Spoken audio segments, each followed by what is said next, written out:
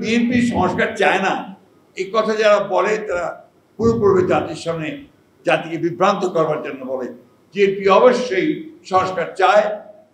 2016 সালে BNP vision 2030 দিয়েছে সংস্কারের জন্য।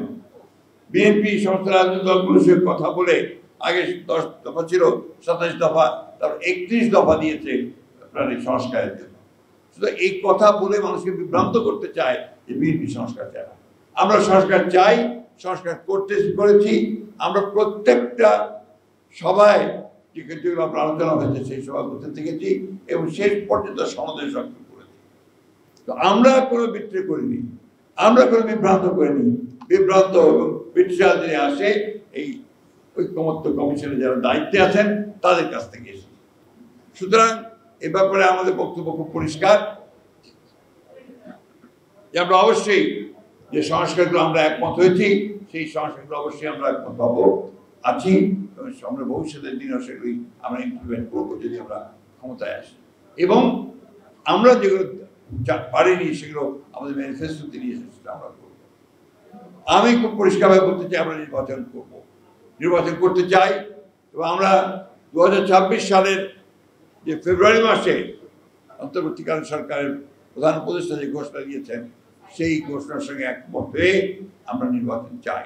কিন্তু সেই নির্বাচনকে আজকে আপনার বানচাল করার জন্য, সেই নির্বাচনকে বিলম্বিত করবার জন্য একটা মহল উঠে পড়ে রয়েছে, বিভিন্নভাবে বিভিন্ন কথাবার্তা বলে জনগণকে বিভ্রান্ত করার চেষ্টা করছে।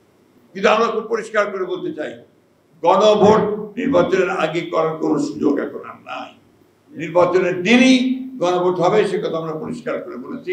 সেখানে দুটো ব্যালট থাকবে, একটি ভোট গণভোটের জন্য আরেকটি হচ্ছে জাতীয় সংসদ নির্বাচনের জন্য।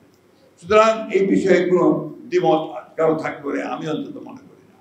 আজকে যারা এই নিয়ে গোলমাল করছেন, রাস্তায় নেমেছেন, তাদেরকে অনুরোধ করবো দয়া করে জনগণকে অনেক বিভ্রান্ত করেছেন, অনেক করেছেন, সেগুলো আমি বলতে চাই না। এক সময় আপনার এই দেশের সকল মানুষের চাহিদা ছিল পাকিস্তান স্বাধীন হয়ে, আপনারা সেটার বিরোধিতা করেছেন। 1971 সালে মুক্তিযুদ্ধের বিরোধিতা করেছেন। আজকে দয়া করে জনগণ যে নির্বাচন চায় সেই নির্বাচনের বিরোধিতা করবেন না। কারণ এই দেশের মানুষ কখনো বিট্রিয়ালের যারা বিট্রি করে তাদেরকে ক্ষমা করে না, তারা ক্ষমা পায় না। সুতরাং ওখান থেকে সরে আসুন, নির্বাচন করুন, নির্বাচনের মধ্য দিয়ে জনগণের মতামত প্রতিষ্ঠিত হোক, এটাই আমরা সকলে চাই। জনগণ সরকার গঠিত হোক এবং এই সংকট থেকে আমরা উত্তরণ ঘটাতে পারি, সেদিকেই আমাদের যাওয়া দরকার, আমাদের যেতে হবে।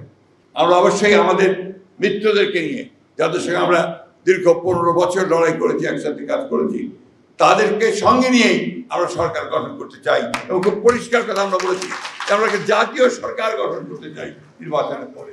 সুতরাং এই ক্ষেত্রে আমাদের বক্তব্য অত্যন্ত পরিষ্কার। আসুন সবাই আমরা এই একসাথে এই নির্বাচনকে উপলক্ষ করে সামনের দিকে এগিয়ে যাই এবং নির্বাচনকে অত্যন্ত সুন্দর সুষ্ঠুভাবে করে একটা আমাদের জনগণের পার্লামেন্ট, জনগণের একটা সরকার গঠন করি, এটাই আমার লক্ষ্য।